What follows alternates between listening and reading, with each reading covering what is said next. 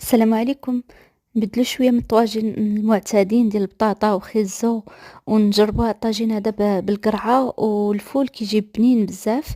درت انا في الطاجين زيت الزيتون، واحد 3 البصلات خضاريين. ديروا بصلة كبيرة عادية لا عندكم. عندي هنايا شوية ديال الدجاج، ندير ليه شوية الملحة ونسد عليه نخليه يتشحر.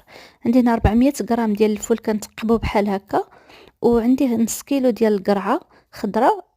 قطعتها غير على جوج وستفتها على هاد الشكل. غنزيد عليه هداك الفول.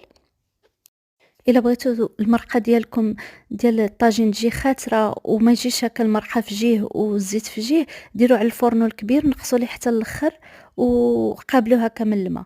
هنايا عندي واحد المطيشه متوسطه حكيتها في الحكاكه الصغيره، زدت ليها معلقه صغيره ديال سكنجبير عامره، معلقه صغيره ديال الخرقوم ما عامراش، واحد نص معلقه ديال الابزار، وزدت ليها واحد المعلقه صغيره ديال الملحه. صافي وزدت ليه الماء واحد الكاس كبير. هنايا زدت واحد 5 ديال الدروسه ديال الثومه كنزيدهم هكاك صاينين. زدت هنايا واحد 4 حامضه مصيره قسمتها هكا على 3. هنا بالنسبه للطاجين راه زدتو الماء حتى عمرتو. الفول كيبغي الماء كيطيب في الماء مزيان. صافي كل مره كيف قلت لكم كنقابلو من الماء. صافي فاش كيطيب ليا راه كنزيد ليه كنزينو بشويه ديال المعدنوس، شويه ديال الزيتون، وكنزيد ليه الزيت البلديه. وهذا ما كان كيف قلت لكم الفرن الكبير نقصوا ليه وقابلوا هاد الطاجين هذا من الماء، زيدوا ليه الماء الا خصو الماء. يلا بسلامه، بصحه وراحه.